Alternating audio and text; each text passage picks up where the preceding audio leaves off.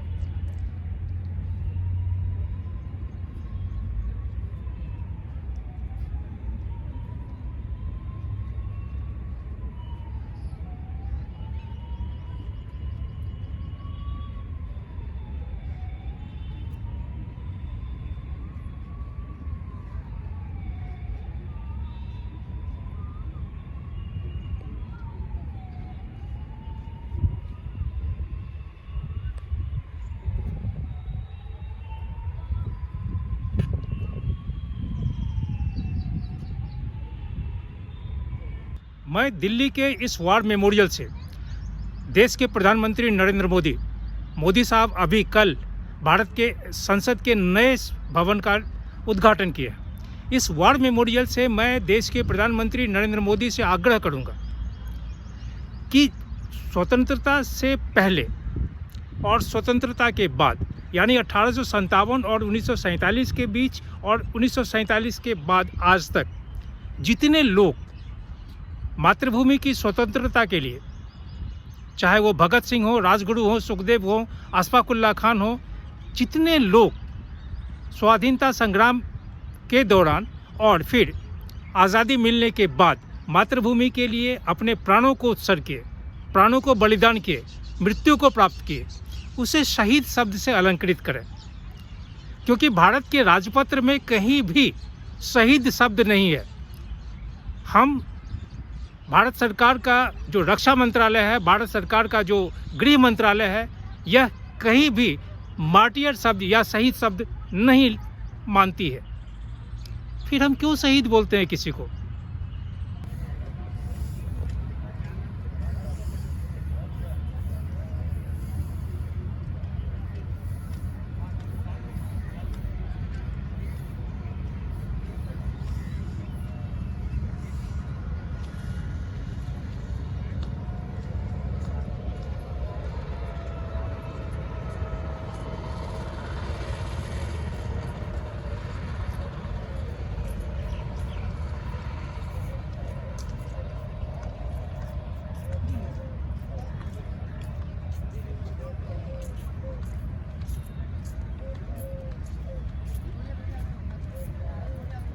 मैं अभी war memorial के ठीक सामने खड़ा हूँ। वार मेमोरियल में जाने के लिए अखबार वाले को लोग मना करते हैं। मैं बाहर हूँ।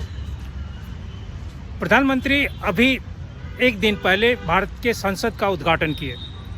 कितने हजार करोड़ रुपए का व्यय हुआ। वार मेमोरियल बहुत बेहतरीन है। यहाँ 6-7 जो वार हुए हैं पोस्ट इंडिपेंडेंस एरा में, उसके बहुत ही जीता जागता उदाहरण है। लेकिन एक सवाल है। सवाल ये है कि भारत के संविधान में या लोकसभा, राज्यसभा या राष्ट्रपति या फिर भारत के राजपत्र में कहीं भी शहीद शब्द नहीं लिखा हुआ है। जो भी राजनेता, जो भी व्यक्ति समाज के तथाकथित लोग जो अपने को नेता कहते हैं, अगर वो शहीद शब्द का इस्तेमाल करते हैं तो गलत करते हैं। भारत का रक्षा मंत्रालय, भारत का गृह मंत्रालय का दस्तावेज गवाह है कि सरकार शहीद शब्द को नहीं मानती। शहीद शब्द कहीं भी आधिकारिक रूप से ग्राह्य नहीं है। यहाँ तक कहती है कि जिस व्यक्ति की मैन इन यूनिफॉर्म अगर उसकी मृत्यु सड़क पे हो जाए, चाहे वो किसी भी पुलिस की हो, पैरामिलिट्री फोर्सेस की हो, आर्मी के हो, अगर उसकी मृत्यु देश की रक्षा करते हुए होती है तो कहते हैं कि किल्ड इन एक्शन।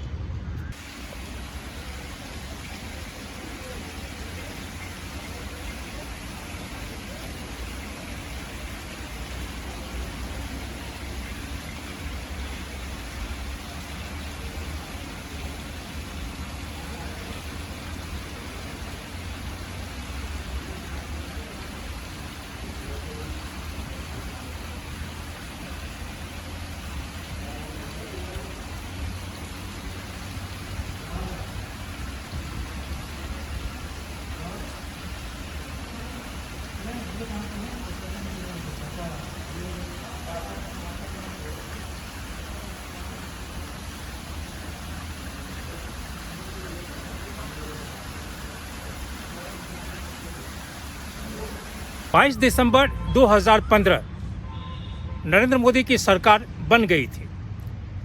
22 दिसंबर 2015 को गृह मंत्रालय ने जो एक नोटिफिकेशन मार्टियर शब्द को लेके की थी, उसमें लिखा था कि the ministry of defence has informed that the word martyr quote and quote is not used in reference to any of the casualties in Indian armed forces.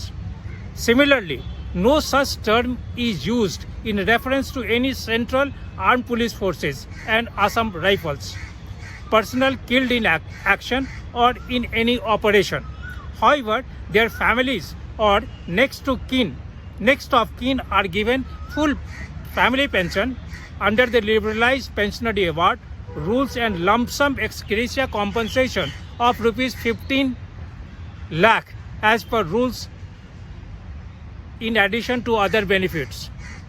यानी एक मृतक की जान की कीमत 15 लाख रुपये। सरकार में जो सम्मान मिलना चाहिए, मातृभूमि के लिए अपने प्राणों को उत्सर्ग करने के लिए जो व्यक्ति अपने जान को दे देता है ताकि देश के लोग अमन से रह सकें, शांति से रह सकें, शांति से सो सकें, चाहे वो बॉर्डर पर लड़ते हों या देश के किसी कोने में। लेकिन सरकार के नियमानुसार वो शहीद नहीं है। यह सिर्फ 1947 के बाद ही नहीं है, यह 1947 से पहले जब जंगे आज़ादी अगर हम 1857 और 1947 के बीच का जो कालखंड है इसमें लें और इस के दौरान जितने भी क्रांतिकारी फांसी लगी, जेल में मारे गए, गोली के शिकार हुए, वो कोई भी शहीद नहीं है। यहाँ तक कि भगत सिंह को भी आज तक शहीद शब्द से शहीद कहकर अलंकृत नहीं किया गया। यह एक बहुत बड़ा उन हुतात्माओं के लिए अपमान है।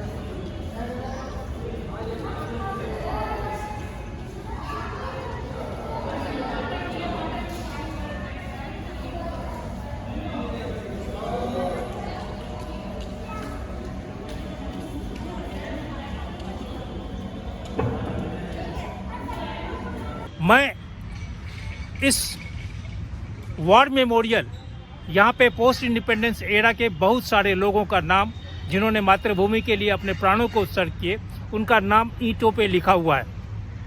वहाँ बहुत सारे लोग, उनके परिवार के लोग आकर पुष्पांजलि किए हैं, मालाएं वहाँ अर्पित किए हैं। आप सिर्फ ये सोचिए कि अगर वह व्यक्ति शहीद नहीं है, भारत सरकार के तरफ से, गृह मंत्रालय के तरफ से, रक्षा मंत्रालय के तरफ से वह व्यक्ति शहीद नहीं है, तो हम उस परिवार के साथ, उसकी वेदना के साथ, उसकी संवेदना के साथ खिलवाड़ कर रहे हैं। राजनेता इस चीज को समझ नहीं सकते हैं, लेकिन इस देश में जो अभी का प्रधानमंत्री हैं नरेंद्र मोदी, वो चाहें तो एक शब्द से भारत सरकार के संविधान में अभी तक आज़ादी के बाद न जाने कितने संवैधानिक संशोधन हुए हैं, कितने उसमें परिवर्तन किए गए हैं। अगर चाहें तो सिर्फ एक संशोधन के माध्यम से उन तमाम शहीदों जिन्होंने मातृभूमि के लिए अपने प्राण उत्सर्ग किए, उनके लिए अगर शहीद शब्द का अलंकरण करते हैं कि वो वास्तविक रूप से मातृभूमि के लिए अपने प्राणों को उत्सर्ग किए, वो शहीद हैं, चाहे आज़ादी के पहले या आज़ादी के बाद, चाहे किसी भी पुलिस फोर्स के हों, किसी भी आर्म फोर्स के हों, आर्मी के हों, किसी भी के हों, नेवल के हों, एयरफोर्स के हों, अगर प्राणों की आहुति देते हैं तो उन्हें शहीद होना, उन्हें शहीद शब्द से अलंकृत करना, यह प्रत्येक भारतवासी का यह एक दायित्व है, एक कर्तव्य है।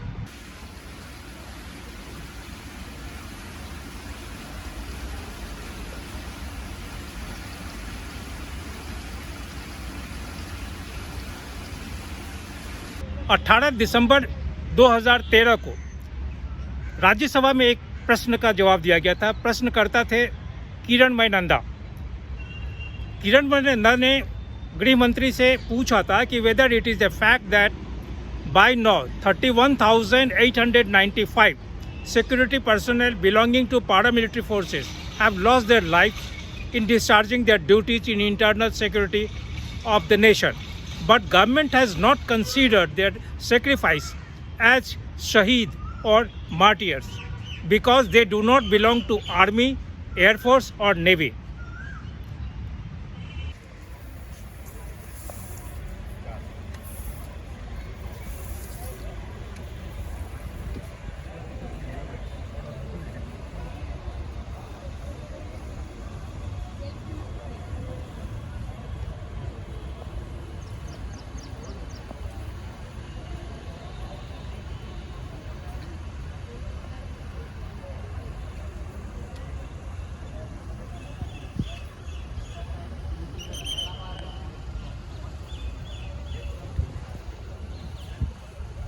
उस समय मंत्री थे आरपीएन सिंह।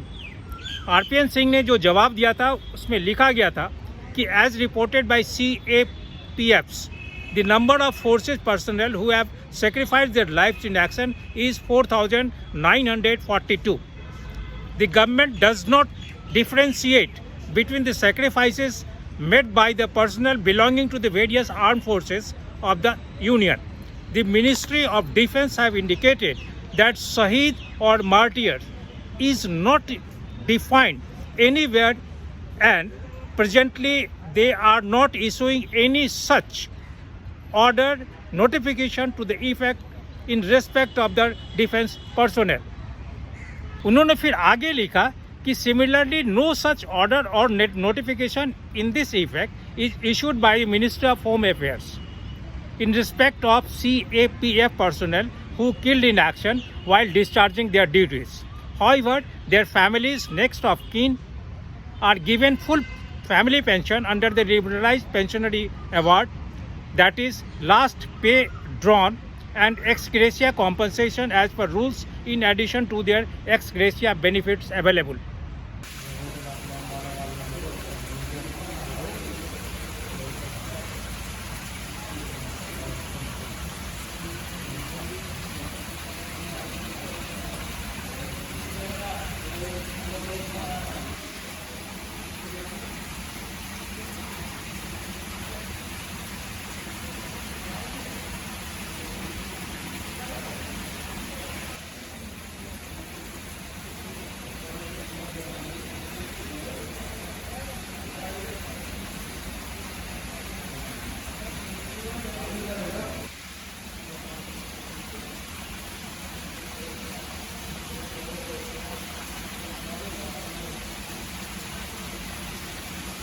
सवाल यह नहीं है कि हम एक्सग्रेसिया कितना देते हैं, सवाल ये नहीं है कि उनके मृत्यु के उपरांत हम उन्हें कौन सी सुविधाएं उनके परिवार वालों को देते हैं।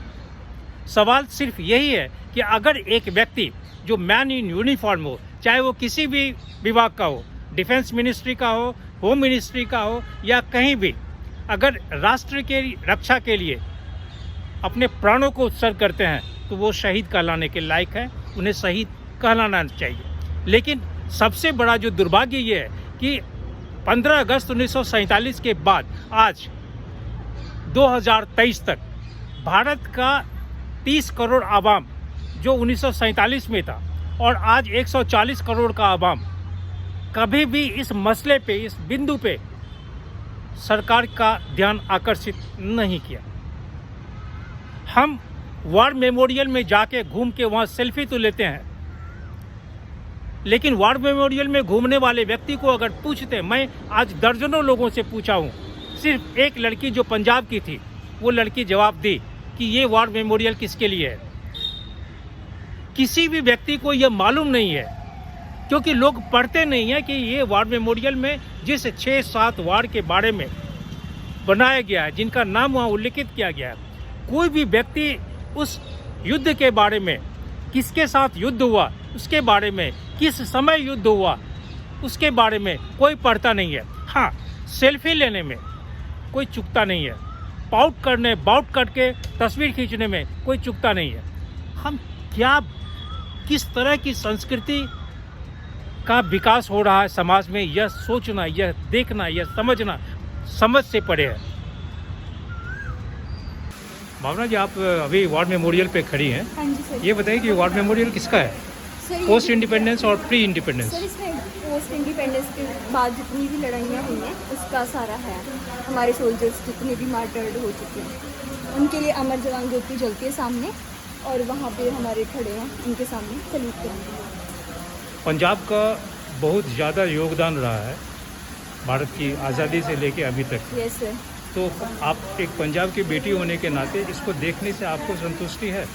हाँ जी सर, है। मेरे को पता चलता है कि कौन कौन सी चीज़ें कैसे कैसे हुई हैं हिस्ट्री में, और उस चीज़ से आगे हम देख सकते हैं कि हमारा पुराना इतिहास क्या था, हिस्ट्री क्या रही है हमारी।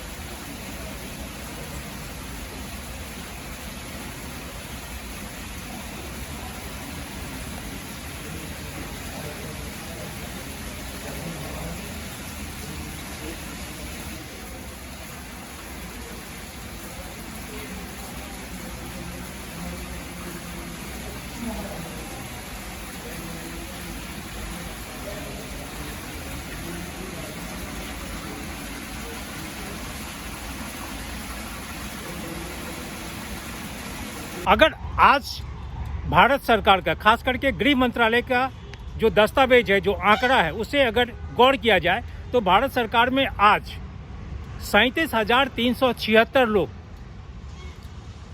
स्वतंत्रता संग्राम पेंशन योजना के तहत निबंधित हैं। आज़ादी के 76 वर्ष बाद भी आज 37,356 लोग स्वतंत्रता संग्राम पेंशन योजना के अधीन हैं और पेंशन प्रति माह उनके बैंक खाते में जमा होता है। यह राशि तकरीबन अंडमान, जो एक्स अंडमान प्रिजनर्स हैं उनके लिए 30,000, जो freedom fighters who suffered outside British India 28,000, other freedom fighters जो INA के हैं 26,000, उनके जो डिपेंडेंट्स हैं उन्हें कुल राशि का आधा 50% मिलता है। मैं यह नहीं कहूँगा कि आज़ादी के दौरान जिन व्यक्तियों ने मातृभूमि के लिए अपने प्राणों को उत्सर्ग किए या मातृभूमि की स्वतंत्रता के लिए अपना योगदान दिए, उन्हें सरकार सम्मानित नहीं करे मौद्रिक रूप से भी, और वही मौद्रिक आज स्वतंत्रता संग्राम पेंशन योजना के तहत है। लेकिन सवाल यह है कि 76 वर्ष के बाद आज न जाने कितने हजार करोड़ रुपये प्रत्येक माह इन लोगों के पेंशन योजना के तहत इन लोगों के बैंक अकाउंट में जाता है। लेकिन कभी किसी ने इस बात पे जिक्र नहीं किया, सरकार का ध्यान आकर्षित नहीं किया, लोग सड़क पे नहीं आए कि जिन लोगों ने प्राण उत्सर्ग किए उन्हें शहीद कहा जाए। आज अगर तहकीकात किया जाए तो गृह मंत्रालय के अधीन जो 37,356 लोगों का है, उसमें कई एक लोग ऐसे हैं जिनकी आयु 75 वर्ष, 70 वर्ष और वो प्रथम पेंशन पाने वाले व्यक्ति हैं। 76 वर्ष की आज़ादी और 75 वर्ष के लोग अगर पेंशन उठा रहे हैं तो मैं नहीं समझता हूँ कि सन 47 या उससे पहले हमारी सभ्यता इतनी अधिक थी, हमारी सोच इतनी अधिक थी कि 2 वर्ष का या 3 वर्ष का या 5 वर्ष का व्यक्ति अगर एक पत्थर उठाकर फेंक दिया तो वो स्वतंत्रता संग्राम का सैनिक हो गया।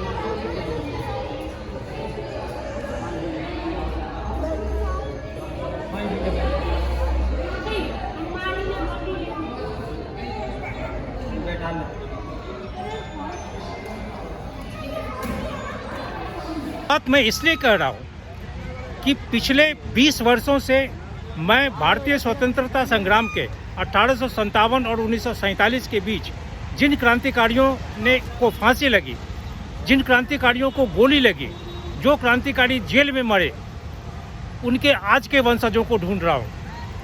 पिछले 20 वर्षों में मैं 75 वंशजों को ढूंढा हूँ।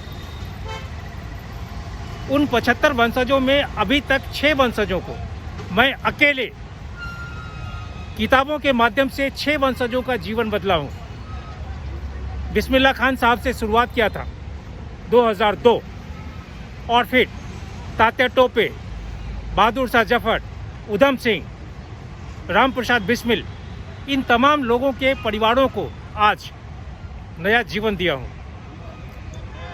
आज़ादी से पहले सन 1947 से पहले या सन 1857 और 1947 के बीच इन क्रांतिकारियों के बीच जितना एक तारतम्य था, जितने इन परिवारों के बीच में एक लगाव था, आज नहीं है।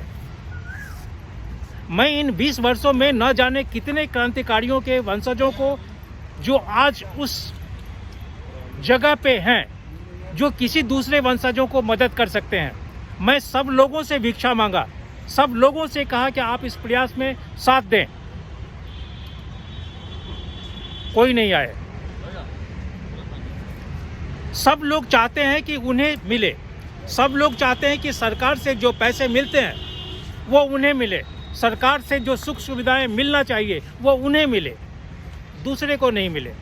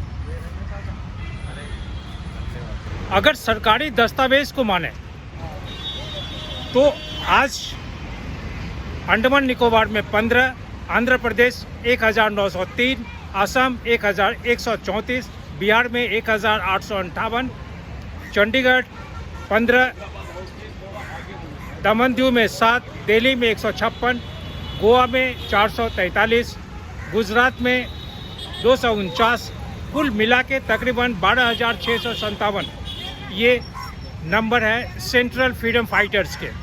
और इसके अलावे जो नंबर है डिपेंडेंट्स के, डिपेंडेंट स्पाउस पेंशनर्स, वो तकरीबन 23,127, यानी जो फ्रीडम फाइटर्स हैं 12,657, उससे दुगुना डिपेंडेंट्स हैं 23,127। और इतना ही नहीं, डिपेंडेंट्स की जो बेटियां हैं वो तकरीबन 1,572, कुल 37,356। एक फ्रीडम फाइटर्स को एवरेज औसतन तकरीबन 30,000 रुपया प्रति माह और उसके अलावा अन्य सुविधाएं मिलता है। आप 30,000 रुपये को 37,356 से गुणा कर दीजिए। मेरी गणित बहुत कमज़ोर है, आप गुणा करके देखिए कि भारत सरकार के राजकोष से प्रत्येक माह पेंशन पे, सिर्फ पेंशन पे जो स्वतंत्रता संग्राम सैनिक पेंशनर योजना है उसके तहत जाता है। आप देखिए, विचार करिए।